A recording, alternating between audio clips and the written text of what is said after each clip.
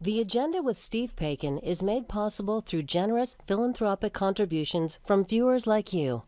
Thank you for supporting TVO's journalism. If you can't stand talking to your fellow citizens, can your democracy really function well?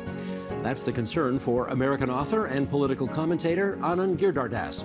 He's here to talk about his new book, A Plea for Restoring the Lost Art of Persuasion. Also, we'll find out why both disgust and misreading others drive people and their perspectives apart. It's Monday, November 21st, and that's all next on The Agenda.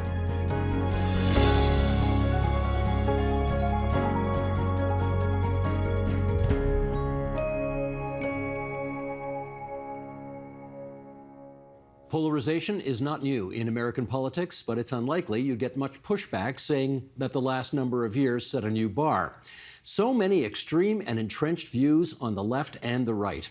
A new book from journalist and author Anand Giridharadas goes looking for answers on all of this. It's called The Persuaders, at the front lines of the fight for hearts, minds, and democracy. And it brings Anand Giridharadas back to our studio. So nice to see you again. Great to see you. I think the last few times you've been on, what do you call that stuff? Satellites and windows? Zooms. Yeah. I don't like that. I like this better. Well, we were just looking up. The first time I was on the show was in 2009. That's a long time ago. It was a long time ago. Well, it's good to have you back. Okay, let's talk democracy. Free speech, free press, independent courts. These are the things that most people would say make democracy work. Where do you put persuasion as part of that mix? I would, the three things you mentioned are I think everybody would agree. I think persuasion is like the fourth tenor that people kind of forget about. The whole idea of democracy, it's a big word, right? Democracy is the idea that we choose the future together through talking. Right? And for most of history, in most places, that was not how we did it. We did it by having group decisions made by one guy, because it was just easier for one guy, it was thought, to make decisions for the community about, do we drain the lake or not drain the lake? Do we let those people in or not let them in? Do we educate children or not? All children or only half the children? In the last few hundred years, we tried this other thing called democracy. Maybe the best idea in the history of the world, that people can choose the future together through talk. And it depends on a belief in persuasion, that I can try to change things by trying to change your mind, and that I can be open to the possibility that you will change mine. And what I observed in the United States, but I do think it's happening in many places, is a crisis of faith in the idea of persuasion and the possibility of persuasion, and the rise of what I would call the great write-off, where people just say they'll never change because of who they are, because of what they think, because of what they've done. And when we give up on persuasion, I believe we're giving up on democracy, and we're setting ourselves on the road to political violence, civil war, these kinds of dangerous possibilities that, you know, we have come within striking distance of in the United States. The conventional wisdom, certainly from this side of the border as we look south, is that the United States is populated today by people at the extremes. It starts with gerrymandering of congressional districts where you've got to be as extreme as possible to get elected. And therefore, that's why your senators can't talk to each other. That's why your congresspeople can't talk to each other. And it feels as if we're in an era of ultra polarization that cannot be fixed. So is persuasion, the likes of which you've just described, dead? What you described is actually the polarization of leaders, in a way. You just described incentives that leaders have. Yes. Right? The reality is people, regular people, are people. And yes, there has been an increase in polarization of people, which is to say, you know, people who are hard to move on an issue. But if the experts I spoke to for the Persuaders will show you through data that there really is, when you talk about regular people as opposed to leaders, a hardcore 20% on the left and 20% on the right who have what I would call strong opinions strongly held. They don't just have loud opinions, but there's some roots under the tree of those opinions. The roots go down a ways, which is to say their stance on immigration is not a casual stance. They've watched shows like this and formed it. They've read books. They've watched documentaries. They've gone on YouTube rabbit holes. They've spent a bunch of time on social media. You're not going to casually talk that 20% on each end of the spectrum out of their opinions on something like immigration or other topics. What about the 60 in the middle? The 60 in the middle is much more in play, always, even now, than we realize. They're not all in play all the time, but this 60% of people is where the action is. And when we say this casual thing that think people are polarized, no one will move, we forget things like gay rights. In this country or in the United States, where were people on gay rights when I was a teenager in the 1990s versus today? A moral revolution of a kind that rarely happens in history that quickly.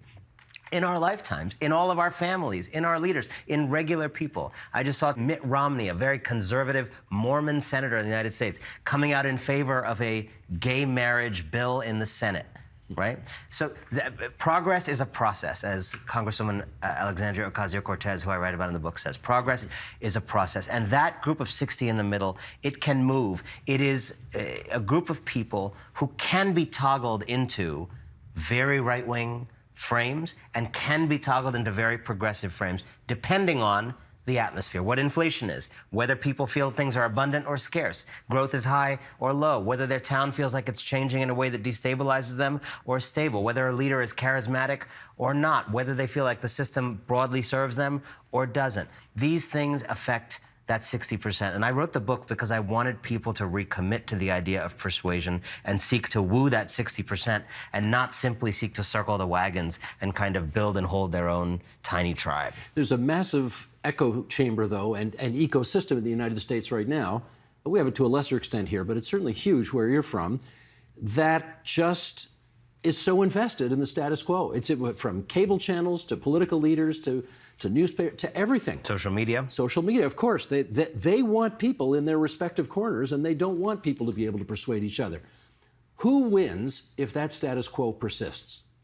I mean, I wrote the book because I want, in a way, to illustrate exactly what you said, that there are very powerful people who want you to live in a kind of unthinking, reflexive tribe and not to do what democracies depend on, which is think for yourself and try to talk to people about the world you want.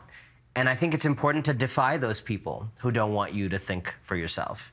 And one of the things, you know, that I really learned from writing about the activists and politicians, scientists, and particularly organizers, political organizers that I write about in the book, is that their mental model of the voter is very different from most people, certainly than what I went in with, which is they view people as fundamentally conflicted rather than fundamentally monolithic. People as being, as Beyonce says in her new album, contradicted, right? Beyonce says, I'm contradicted. This may be the first time Beyonce was quoted on this program. Wow, in a political I'm glad discussion. we rectified that. Well done, Yeah. well done.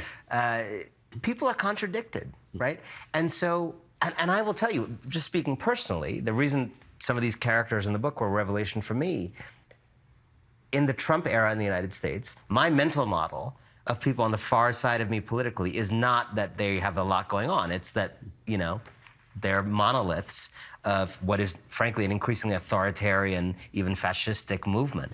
And that's sort of the single story I have in my mind for them. Well, a lot of the people I'm writing about will remind you that people may love fascism and they may also have married a black woman they met in high school who they love. And they may also have undocumented coworker who's amazing and think that there should be no undocumented people let into the country. So it's complicated. People are complicated.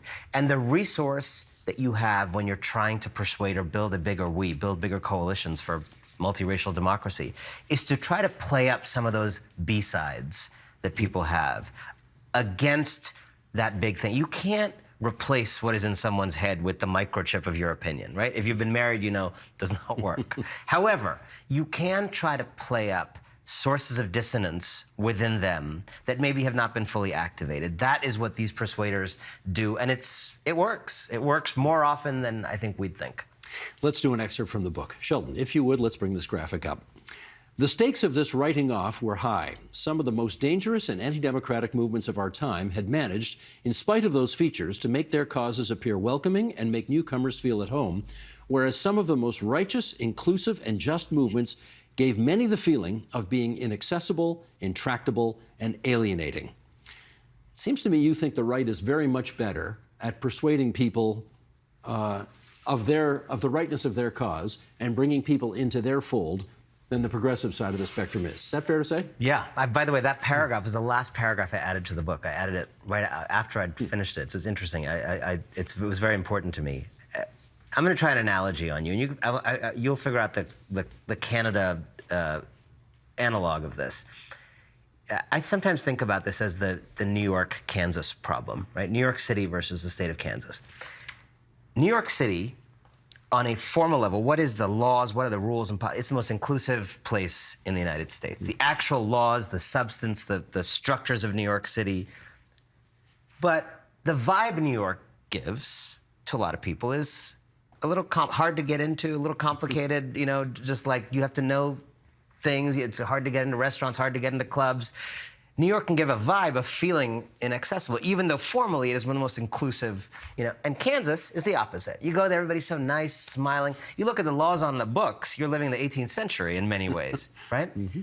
I think in many ways the progressive left sometimes has a problem of being formally committed to an agenda that is, you know, the most inclusive agenda in human history if you look at it on paper, but gives off a vibe of being a hard-to-access movement. If you don't know the right terms, if you don't understand the pronouns thing, if you were kind of socialized as a man 40 years ago, you're not a predator, but you're just socialized in a different time. We're going to shame you. You can't quite get in. And the far right in the United States is the opposite. It is formally committed to one of the most exclusionary programs in modern American history. But if you look at something like the Trump rally, the vibe is come as you are, no judgment, get in here. And I think we have to reverse that. I think we need to align the formal commitment to inclusion in the progressive movement with a kind of vibe that is just open and easy and lots of on-ramps. Okay, we're going to do another quote here. What's the New York, Kansas in Canada? You got Well, okay, so you can start with the city you're in right now, right? Toronto. That feels... Which is half the people in Toronto are not born in Canada. Mm-hmm. So it's a very... and what's the opposite of Toronto? You know, you probably don't have to go that far away. You go somewhere in Northern Ontario or somewhere on the prairies or something. Yeah, I mean, we got the same kind of thing happening. Okay, you can submit on social media, your... But every now and then, Kansas throws you a curveball, right? Yeah, like Kansas said, we want our abortion rights, and Kansas said, I think Kansas just voted for a Democratic governor. It did also, and what's interesting about, I want to actually, that's an amazing persuasion story, what happened earlier this year after, so the Supreme Court gutted Roe v. Wade, the constitutional, the holding that had protected abortion. And in Kansas, there was this thing to actually gut the state constitution version of that protection. And these brilliant women in Kansas did something that is actually very rare for the left to do. They were totally, in a way, Machiavellian about it. And they basically recognized that where they are in Kansas, it is not New York, it's not a coastal place. The argument, the deep wellspring of sentiment to tap into to protect abortion was to tap into a kind of libertarian, center-right libertarian streak, even though it wasn't necessarily the ideology of the campaigners. So they ran these ads obliquely comparing the state's effort to take abortion away to mask mandates early in the pandemic. Now, these women running this campaign, they supported the mask mandates, right? But they had you don't persuade people doing that. Right. There's a respect that you show people in persuasion to say, your moral frame may not be the same as mine, but let me tell you why the thing I want, which is to protect abortion, hooks into moral intuitions you have, which is the government should not tell you what to do with your body. If you felt that way about the masks, let me invite you in to this issue now. And they won a stunning victory. Yeah. Let's do, I want to do two more quotes from the book from two of the persuaders that you have chronicled. Here's Alicia Garcia, who said to you, there's a purism that can come with social justice work. And in her memoir, she wrote, movement building isn't about finding your tribe. And then, someone who I think you are very fond of, AOC, she says, some people, I think, have equated a moral purity with losing. It's as if they're winning, there's something wrong, or that you've compromised your morality in some way.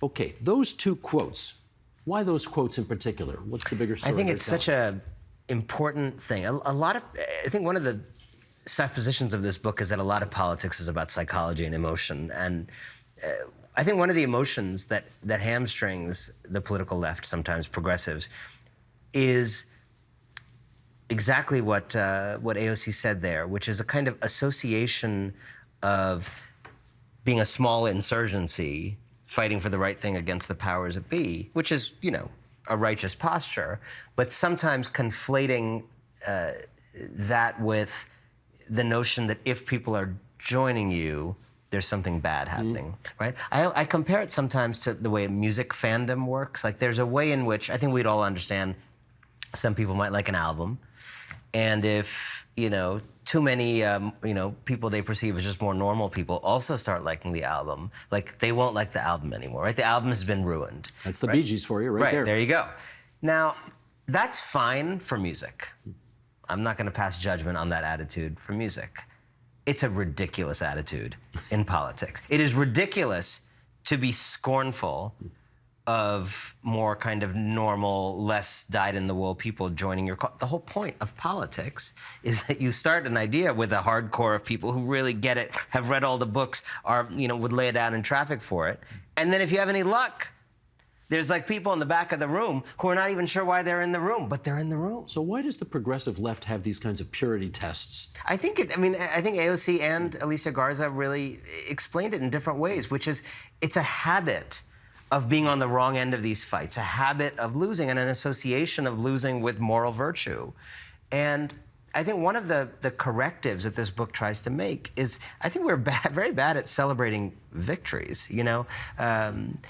one of the things I think about so much with the Trump era and the kind of rising white nationalism and authoritarianism in America is that the way many of us in the media, but also in the progressive movement, tell the story of the rise of Trumpism, the way the story is told centers Trumpism. It turns Trumpism into something I think it's not, which is a big kind of bold movement of the future, or a kind of protagonist of history.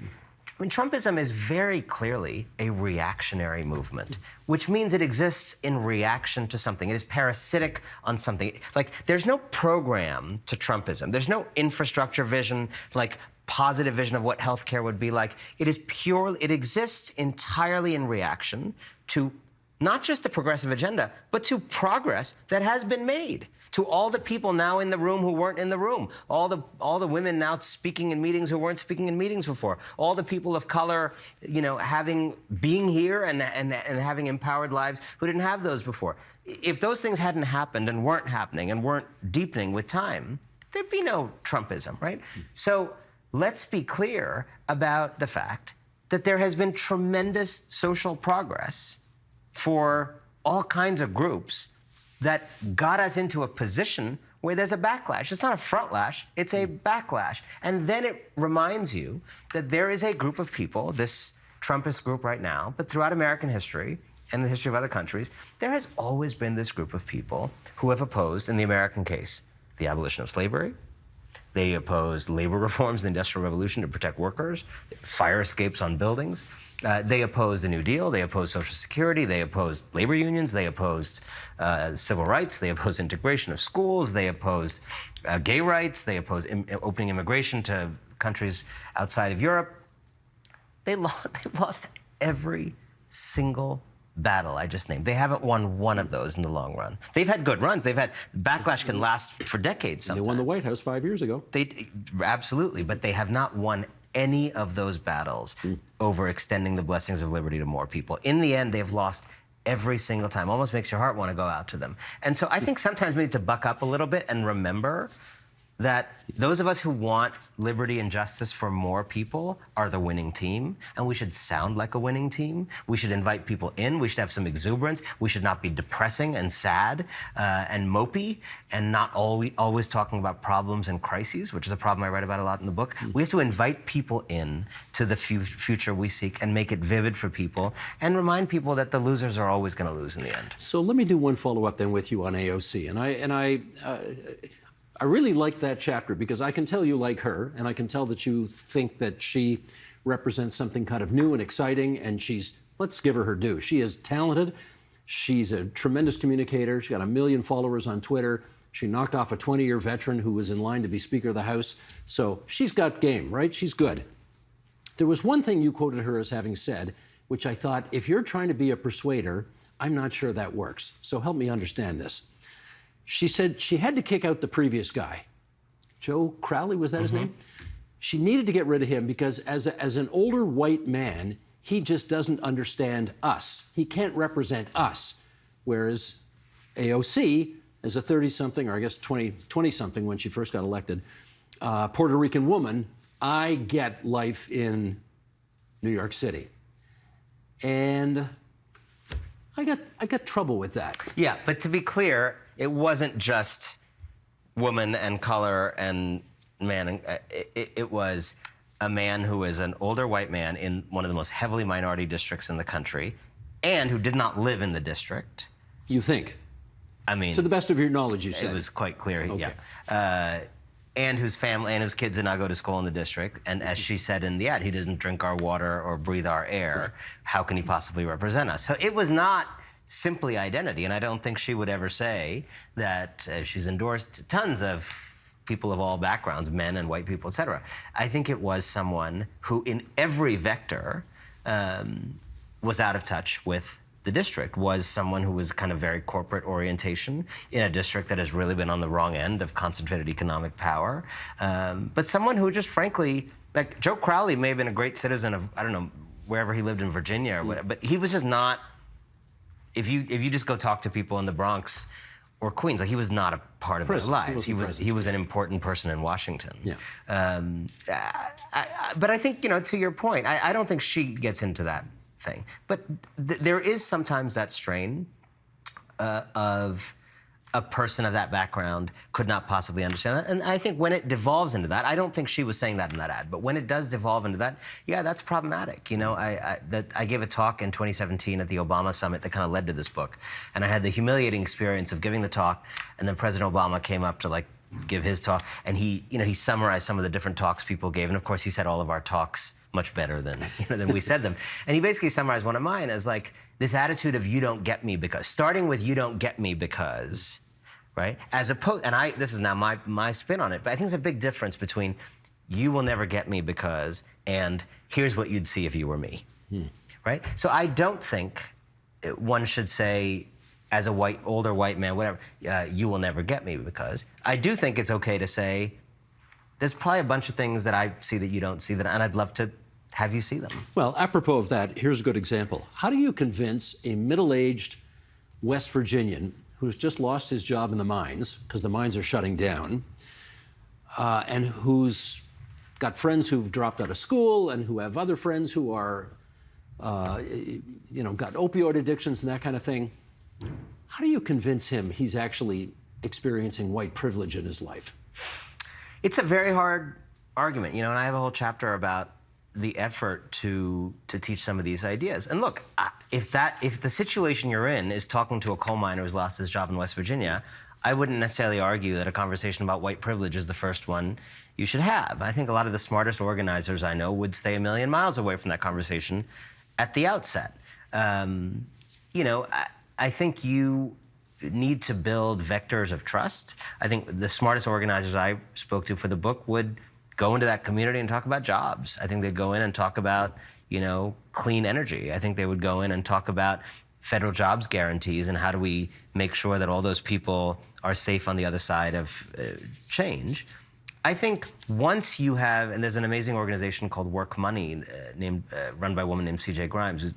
Once you have those kind of relationships, right? You've kind of built these highways. Then you can carry some more complicated, heavy freight over those highways, right? But I think, I don't know that you need to go have a conversation about white privilege in West Virginia with coal miners. I think you need to have a conversation about, frankly, how do we resist an age-old tendency in the United States of very wealthy and powerful people, the kind of people who've strip-mined West Virginia for hundreds of years. How do we get them to stop turning white people like them who are powerless against people of color who are also powerless, so that they don't rise up together and fight for a kind of country that works for all of their kids? I don't think you need to lecture them on white privilege. I think you need to explain how racism works as a social system, ensnaring even that white person and their life chances. Let's talk some partisan politics here. And to that end, I'll give you an example from the province you're in right now, the province of Ontario, and you tell me how it works in the States. You've had 43 elections in this province. Liberals or Conservatives have won 41 out of 43. A couple of fluky elections where that didn't happen, but basically, Basically, elections, as you've suggested, are won by whoever can persuade those liberal Tory switchers in the middle to go their way. Does it still work that way in the States? Yeah, I mean, I think, if you look at the midterms that happened a few days ago in the United States, the notion that politics has a kind of thermostatic quality to it, that if it gets too hot, it starts to cool down, or gets too cold, it seemed to work. I mean, it was hard to know whether to be confident, but at the end of the day, after years of drifting down a very anti-democratic road and anti-democratic movements really being on the march, people just really roundly and quite uniformly voted out anti-democratic Republicans, right? And some not of the, all of them, but a lot of them. Not all of them. And the Republicans who were less interested in flirting with the anti-democracy thing did better, Now, I don't think democracy is out of the woods. I think it's still incredibly imperiled. And 48-52 victories for democracy do not cause me to sleep well at night. They just cause me to toss and turn like one or two fewer times, But look, there is a group of voters, and I've done voter interviews, I'm sure you've done this, like, we sometimes turn politics into this very neat thing where people have these coherent ideologies. Like, the reality is, Barack Obama became president of the United States because he won a significant fraction of the racist vote in the United States. The people who elected him will tell you that's how they knew they were winning. I mean, not to use this word on air, but I mean, I remember people who worked on his campaign telling me they did this canvassing, and people canvassing like rural Ohio, people answering the phone in rural Ohio would use the N-word in saying why that they were voting for him. Right? And the Obama people who told me these stories, and they've become like famous stories, like, they weren't saying it with contempt. They were saying, like, that's how we knew we were kicking ass. Because at some level, it's not that those people were leaving their racism at the door or had a whole... They just like Barack Obama, right? Still totally racist. And by the way, when Trump came back to their county 8 years later, they were all in. All in on that, right? And maybe some of them ended up at January 6th, right? Like, I would bet a significant fraction of people at the January 6th thing, thousands of... I would bet a non-trivial number of them voted for Barack Obama, right? I would love to see evidence of that if people have ever studied that. And it just tells you that people are very complicated inside. And once you remember that, you think, okay, the way to reach them is not what certainly the Democratic Party in the US often does, which is to basically do half measures or kind of dilute the offering to try to be palatable to the middle.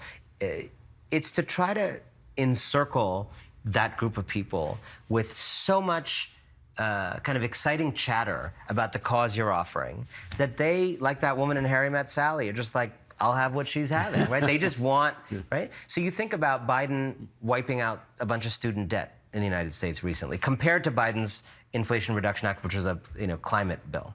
Both important, climate's much more significant in the long run. But the climate bill, it didn't give anybody, the Harry Met Sally situation in the short term. It's a long-term thing to save the country. No one's bottom line was changed by it this year. It's a long-term thing. You'll have panels on your house, right? The inflation reduction, the student debt thing, a lot of people's lives were transformed this year in a second, right? And so Thanksgiving's coming up next week. I can assure you, virtually no one will be talking about the Inflation Reduction Act at Thanksgiving. As important as it is, I'm not throwing shade at it. But in terms of persuasion, a whole lot of young people will be tearfully saying toasts about the year and things they're thankful for. And like millions of young people will be talking about that at a Thanksgiving table with some old people, with some Republicans, with some people who don't like Joe Biden, right? And that is persuasion. A bunch of people who don't like Joe Biden, but who love their niece, are 1 week away at the Thanksgiving table from hearing stories about, wow, I like that my niece's life feels a little easier. Shall we remind the people of your latest work? Sure. The Persuaders, at the front lines of the fight for hearts, minds, and democracy. And as always, we are delighted that it has brought Anand Giridharadas to our studio. Thank you. Thank you so much for having me back.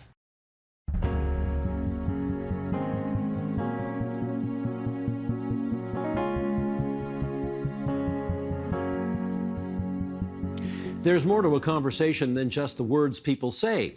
Juliana Schroeder is an associate professor in management and psychology at the University of California at Berkeley's Haas School of Business.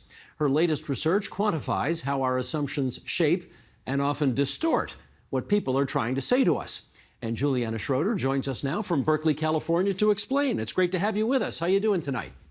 I'm doing great. Thanks so much for having me, Steve. Not at all. I want to go back to something that you wrote nearly a decade ago, in which you said the greatest voyage in modern life is not to move from one place to another, but rather to be able to move from one mind to another. Help us understand what you meant by that. Well, Marcel Proust wrote in 1692, that that is the greatest distance to traverse is not that of geographic distance, but it's the distance between two minds. And I think that's absolutely true, that all of our social worlds involve trying to figure out what is going on in other people's minds in order to coordinate with others and understand others. And it's the biggest challenge that we have in the modern world right now, is trying to recognize other people's mental capacities, to read their mental states, and that we fail to do that effectively all the time. Do you have any theories as to why, given that quote comes from several hundred years ago, we don't seem to have gotten any better at this over all of that time? Well, I think we actually have gotten a little bit better, but it almost feels like 2 steps forward, 1 step back in a sense, because technology has improved some of that for us. The fact that you and I can talk right now in this video mediated technology is amazing, and we can try to understand each other's minds a little bit through this conversation. But at the same time, technology can be a barrier as well, because it's not built very well for having intimate, deep understanding of each other, especially when you look at something like social media. But it's better than nothing, right? I think it is better than nothing. That's right. But I think that we need to be wise in the way that we build it and the way that we use it. And I don't think we're being very wise right now. Okay, in this polarized political climate, what role does how we read other people's minds, especially those minds that we disagree with, how does that play? Well, when we try to think about another person's mind, we first start by trying to integrate kind of 2 sets of information. We use the top-down cues that we have, like stereotypes about a person, and we egocentrically project. We project what's in our own mind. And then we also try to use these bottom-up cues, whatever it is that the person's actually saying or doing. And so we're trying to integrate those 2 different sets of information. And sometimes we do this in a way that's not very effective. And in particular, if we don't have a lot of cause to care a lot about other people's minds, our default tendency is to what we call dehumanize them, which is just to kind of assume that there's not much going on up there at all. And so we might tend to rely more on the top-down information, like the stereotypes, and a little bit less on trying to actually integrate like sort of complex, nuanced information about what a person might be thinking. Doesn't that just perfectly describe most political engagement over the past 10 years? Yeah, we talk about the default of dehumanization all the time, and how there's a backwards attribution process that happens if a person disagrees with you. So you think of them as being part of a different group, and you could assume that maybe you have different sources of information, or you're thinking about the world differently. Those are reasonable inferences that you might make. That's actually not what people do. They instead think, oh, if you're thinking about something differently than I do, then you must be thinking about it the wrong way. So you're assuming that we kind of start from the same information, but you think that the other person has faulty assumptions and faulty mental capacities, and then you start to generalize that into thinking that their minds are kind of not working the right way at all. And so that leads you to the dehumanization. What is the lesser mind's problem? The lesser mind's problem is that default of dehumanization, the idea that because we don't have direct access into other people's minds, we are quick to kind of jump to the conclusion that there's not a lot going on in other people's minds, and that other people have these weak mental capacities. And that is a default assumption that we make, and we call it the lesser mind's problem, because it kind of plays out in all of these different ways in our society. Do you know why we tend to do that? It's because it takes a lot of mental capacity, and it takes a lot of work actually to kind of think carefully about other people's minds, particularly other people that are different from us. And that's not the kind of, humans are cognitive misers.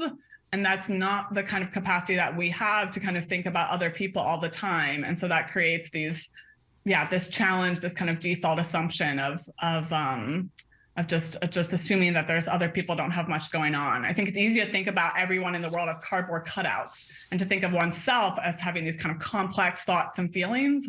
And so that's kind of the default.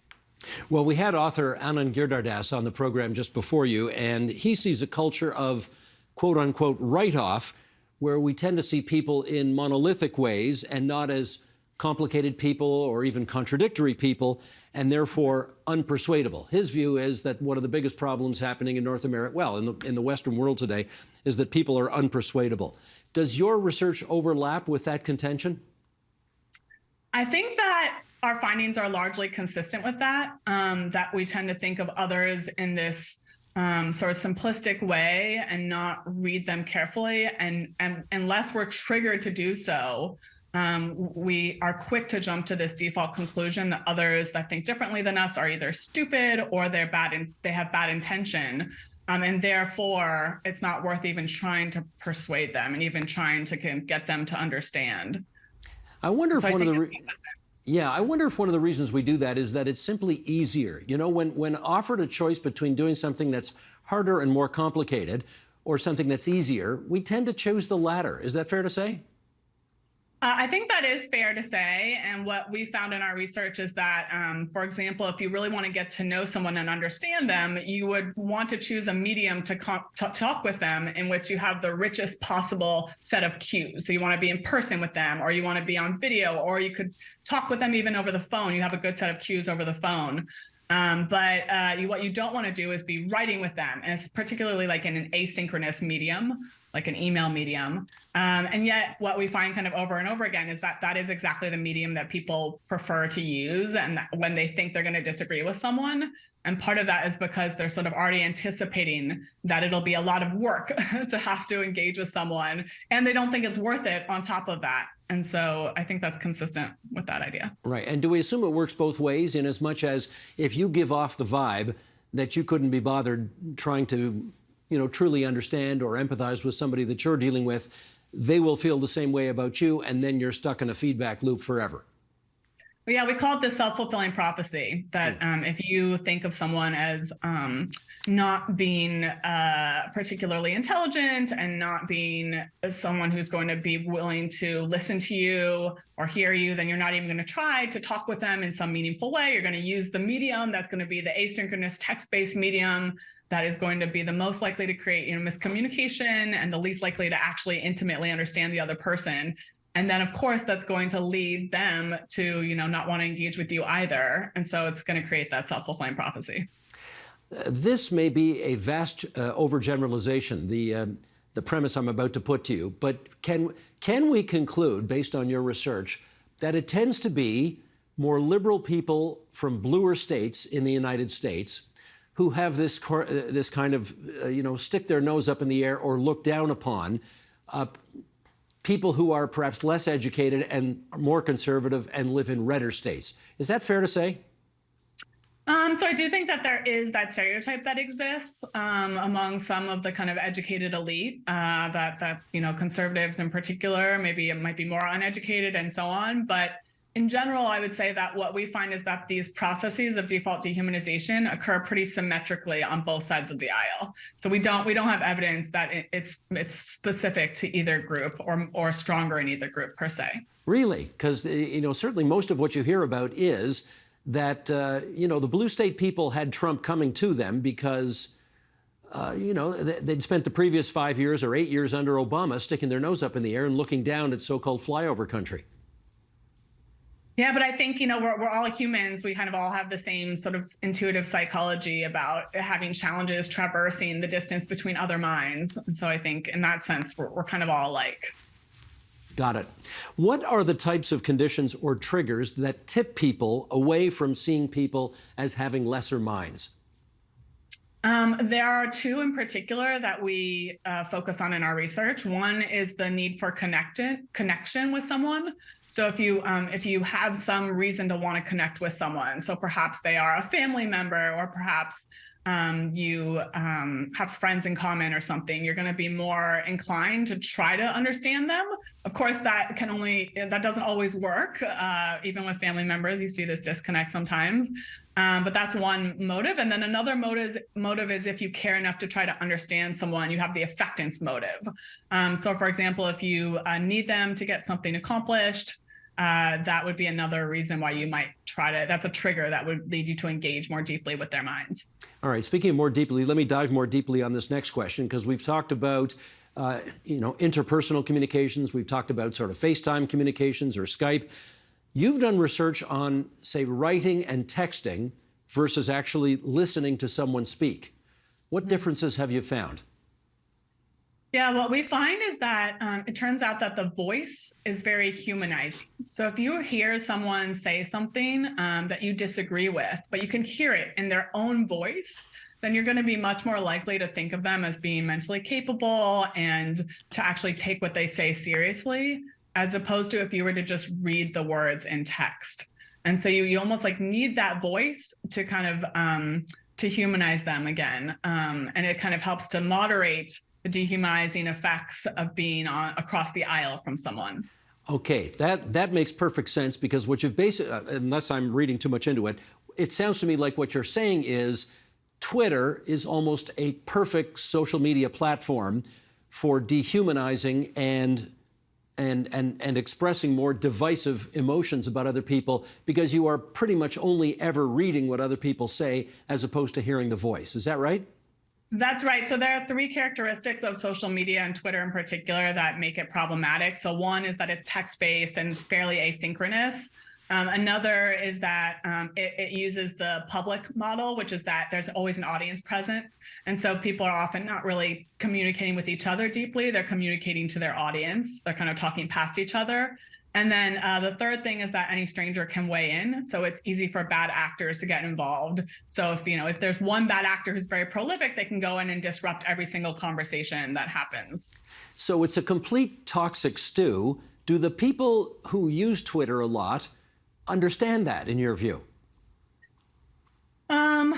I don't know. I don't know exactly what people think when they use Twitter. I know there are some people who are aware of it, or they learn, as they're using it, that it's not the best model. There's some people that have been able to find some communities within Twitter, but it could be rebuilt in ways that would make it a lot more effective for actually having conversations that are intimate and that allow you to actually understand the minds of other people. Do you think that's likely to happen with Elon Musk now in charge?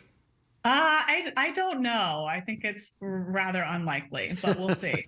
Okay, let's finish up on this. People don't talk about their political divisions in the workplace.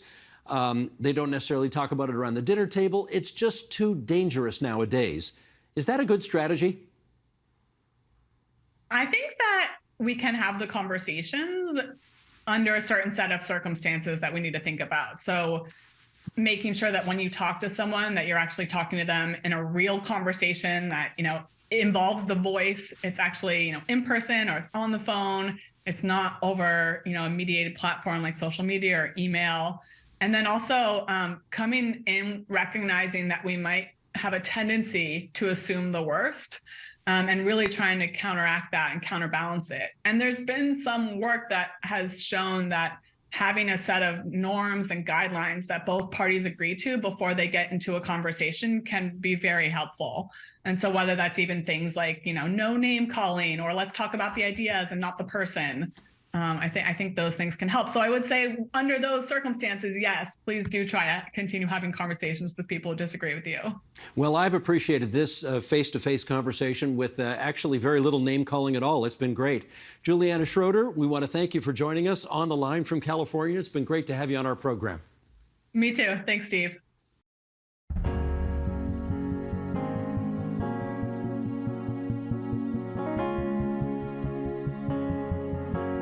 People are naturally inclined to stay away from things they find gross or disgusting. Does that apply to ideas as well? And what about political or extreme views? Yoel Inbar teaches psychology at the University of Toronto. His research looks at how disgust shapes our social, political, and moral beliefs.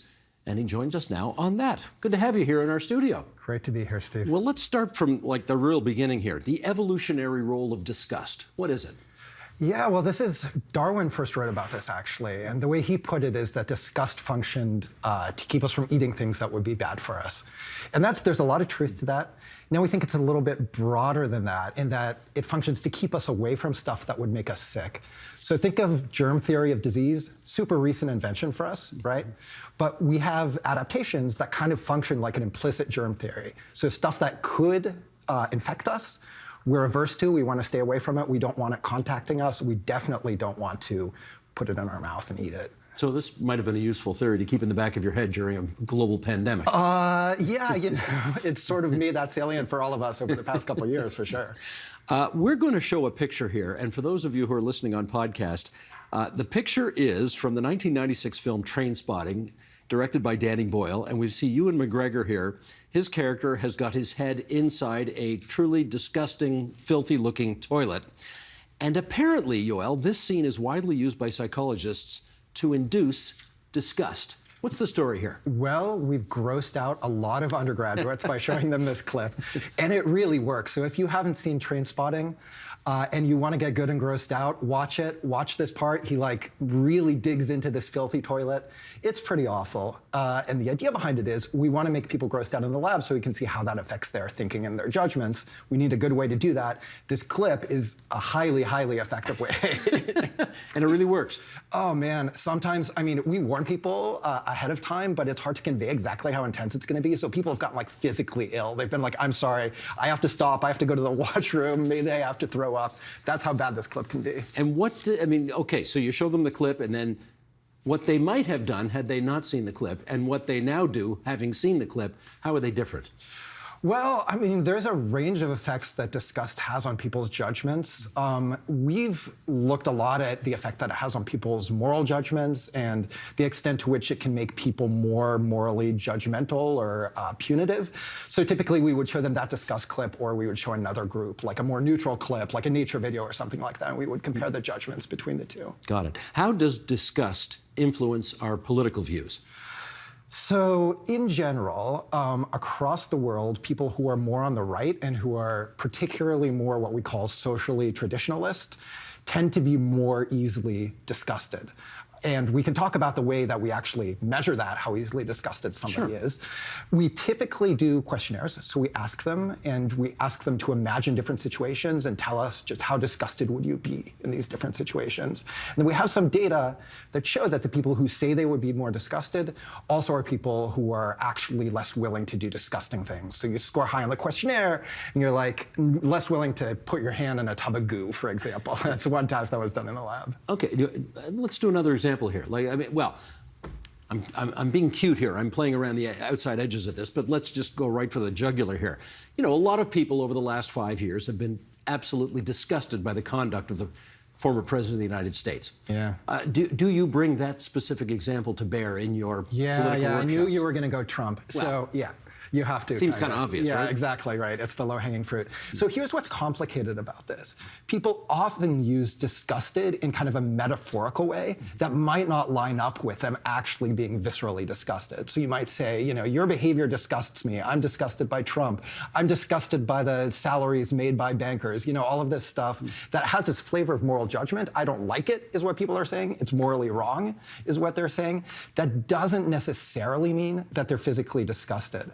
And so that's where you really need the research to see, okay, is it actually the visceral emotion of disgust, or is it more kind of a metaphorical use of that term to just say, I'm morally outraged? Have you been able to figure out through your research whether liberals are more disgusted by the antics of a conservative politician, or conservatives are more disgusted by the antics of a liberal politician? Yeah, so we haven't looked at that directly. There's some work, not from my lab, that shows that liberals tend to be better at tuning out disgust cues, at least in some situations. Would Trump be one of those situations? Because it didn't seem like they filtered him out. No, Trump would not be one of those situations. So this looked specifically at people's reactions to gay people. And that's a group, obviously, that liberals tend to like. And that conservatives sometimes can be more negative towards, right? So that's a little bit of a a confound there, and it's not clear for other groups necessarily whether maybe liberals might lean into their disgust feelings there. Got it. We know society is more polarized, particularly in the United States, but also up here too. We can see the role that anger plays in, for example, political election campaigns. What role does disgust play in that polarization, in your view? Yeah. So this is a bit speculative, but I think what is particularly dangerous about disgust is it's a distancing emotion. So anger really is about approach. Like if you've made me mad, I kind of want to get up in your face. But if you've disgusted me, I don't want anything to do with you. I want to be far away from you. And particularly in the US, people have talked about this distancing or sorting into different partisan bubbles as being a really problematic part of polarization, right? So if you think that these people are disgusting, you literally don't want anything to do with them, obviously they never have a chance to change your mind, right? Okay, let's try this. The conventional wisdom would suggest that men, more than women, might embrace disgust or being grossed out than the converse. Is that true? Yeah, it's definitely true in self-report. So on these self-report disgust scales, women consistently are more disgust sensitive than men are.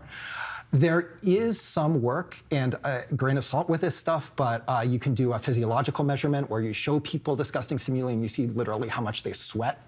It's a measure of arousal, physiological arousal. And there they don't see the gender differences. So some people, based on that, would say, oh, well, it's just the men trying to look tough.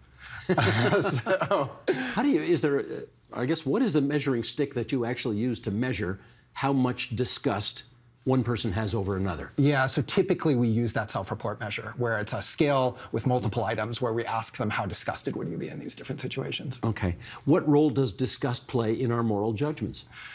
Well, there are many people who think that at least in some cases, we have a kind of intuitive feeling of disgust, and that then drives us to say, this thing is morally wrong. So moral psychologists have constructed these cases where somebody does something disgusting, but that doesn't have an obvious victim. Still, nonetheless, often people will say, no, that's not morally okay. Is it your impression that there is more disgust going around these days in politics than, say, 25 or 50 years ago? Yeah, I do feel like you get the language around disgust more. And actually, in my lab, we've done some language analyses that sort of would back that up. That may just be a side effect of polarization. People use this disgust language when they want to convey strong moral disapproval, right? And the extent to which people want to do that about partisans on the other side, definitely in the US, has increased over the years. I'm just imagining right now, I don't think people in the 1950s said, I'm disgusted with Dwight Eisenhower as president. Yeah, you know, whereas people, well, probably from Bill Clinton on, well, maybe even from Richard Nixon on, if you want to go back far enough, would talk about being disgusted with a certain political leader. Right. So that kind of like partisan sorting into the Republican Democratic parties in the US, that's something that really like accelerated well, since Nixon and the Southern strategy, really. So that I think is just amped up the partisan animosity and the kind of hostile partisanship between Republicans and Democrats in the US. Is there anything constructive about disgust? Well, I think it's a useful instinct. You know, don't eat poo. And but once you get beyond that, I mean, I think we all know that part. Once you get beyond that, I really question its status as a moral guide.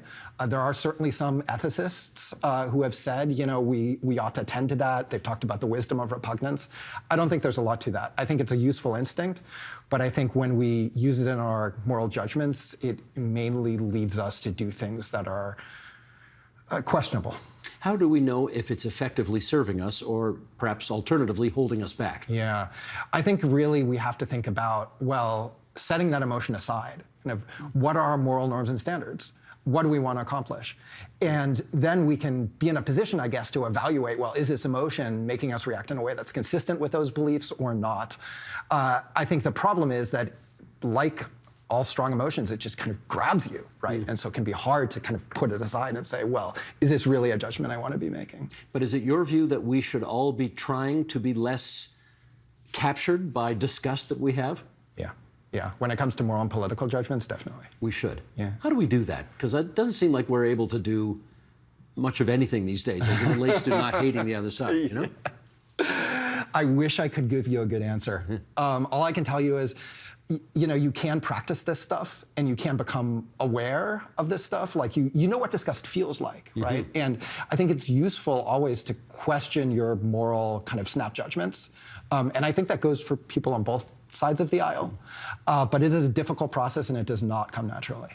You're a professor of psychology. Yeah. Meaning you presumably could have chosen to study any number of different areas within the psychological field. Yeah. And yet you've chosen this one. Yeah. How come? Yeah. I just think that this is such a cool emotion. I got to admit, you're the first person I think I've ever met who's tried to become an expert in the notion of disgust. Yeah, that tells you something about me, I guess. Maybe. Yeah. So I just think it's so cool that this emotion that evolved to fulfill this kind of survival function and a reaction to these like kind of basic physical things has this. It's gotten its tentacles into all sorts of judgments and beliefs that we have now, and I just think that's wild. Do you think it's an understudied field? I actually think there's quite a few people who are looking at disgust, and it's gotten a lot of attention over maybe the last 20, 25 years in moral psychology. Before that, people really didn't talk about it, but there's been a lot of interest in it more recently. That's Yoel Inbar, Associate Professor, Psychology, University of Toronto. He's also the co-host of a podcast called Two Psychologists, Four Beers. That sounds fun. Thanks a lot, Yoel. Thanks, Steve.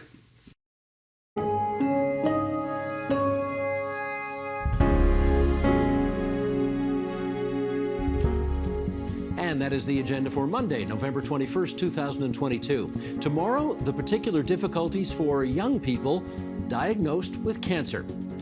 I'm Steve Paikin. Thanks for watching TVO, for joining us online at TVO.org, and we'll see you again tomorrow. The Agenda with Steve Paikin is made possible through generous philanthropic contributions from viewers like you. Thank you for supporting TVO's journalism. TVO.org has a new look online. For the latest Ontario current affairs from our digital team, from The Agenda, of course, and for all of our podcast documentaries and programs, check out TVO.org.